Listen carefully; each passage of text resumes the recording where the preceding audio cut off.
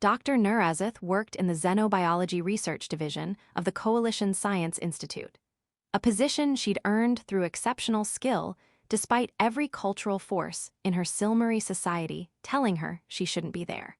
The Silmuri were known for their distinctive pointed ears and skin that shifted through iridescent colors, with one crucial cultural distinction.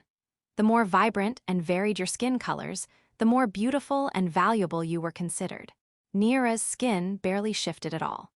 Where other Silmuri displayed radiant colors ranging through the full spectrum, her skin remained in muted grays and browns, occasionally flickering with dull colors that never achieved the luminous intensity her culture prized.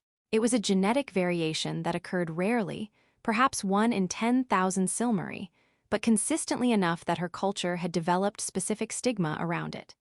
Colorless ones, they were called in the kindest terms. Damaged, failed, incomplete in crueler ones. Nira had learned early that she was considered fundamentally unattractive by her species' standards. Childhood was isolation punctuated by casual cruelty. Adolescence was watching others form romantic bonds while she remained invisible. Adulthood became acceptance that she'd build her life around achievement rather than connection.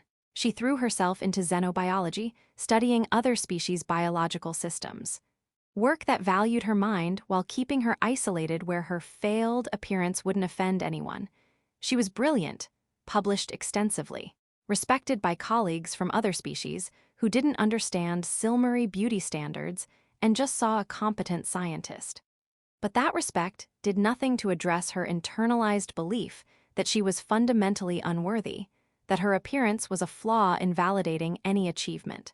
When Dr. James Park, a human xenobiologist, joined the institute, Nira was assigned to orient him to research protocols. She approached the task with professional competence, expecting polite distance her career had always maintained. James was friendly in a way that made Nira uncomfortable, not because he was inappropriate, but because he treated her like any other colleague rather than maintaining careful distance most Silmuri did. During their third week working together, James asked if she'd join him for lunch at the institute cafeteria. Nira's first instinct was to decline, to maintain her usual isolation.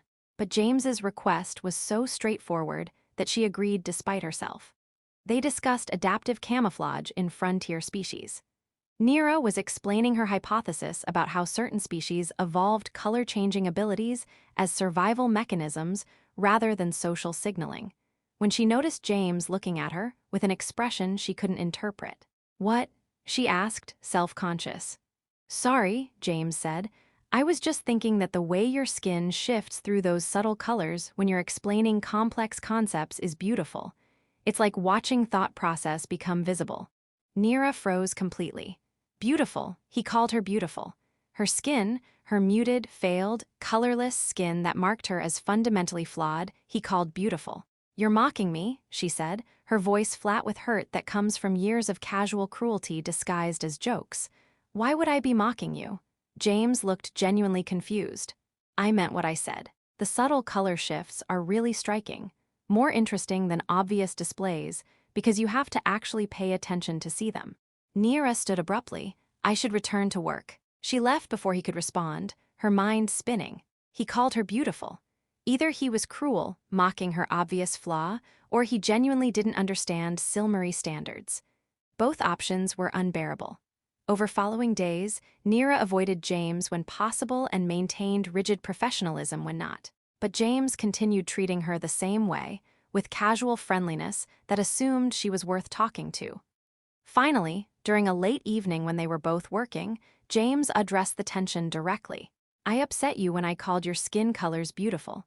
I think I'm missing some cultural context." Nira kept her eyes on her screen. "Silmuri value vibrant, varied coloration. My skin barely changes color. By my species' standards, I'm defective.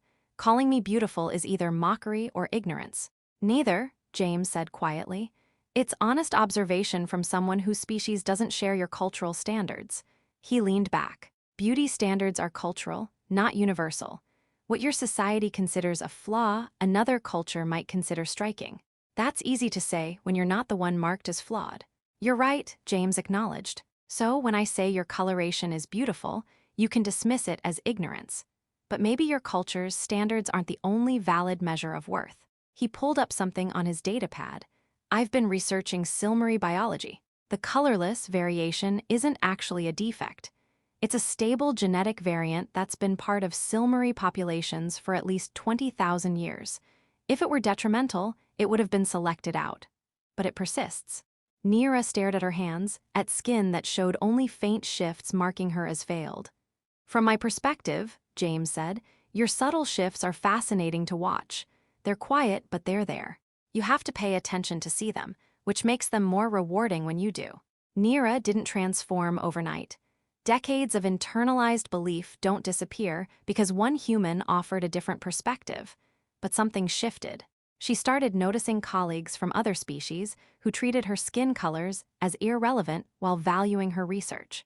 She'd always known intellectually that other species didn't share Silmary values, but she'd internalized her culture's judgment so completely that she'd never questioned whether it was valid beyond Silmary society.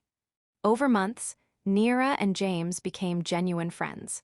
Through that friendship, Neera slowly began questioning other assumptions about her own worth. When a Silmary colleague made a dismissive comment about her colorless appearance, she surprised herself by responding, "My coloration is a stable genetic variant, not a defect. Perhaps our cultural beauty standards are less universal than we've assumed." A year after that first conversation, Neera presented research at a major conference. During Q&A, a Silmary in the audience asked, with casual cruelty, whether someone defective could really understand adaptive survival. Before Neera could respond, James stood. "Doctor, Neera's genetic variation has persisted for 20,000 years, which suggests it's adaptive. Her research is the most comprehensive analysis published in the last decade. Maybe the real defect is assuming that conformity to arbitrary beauty standards determines scientific competence." After the conference, Neera told James, "You didn't have to do that."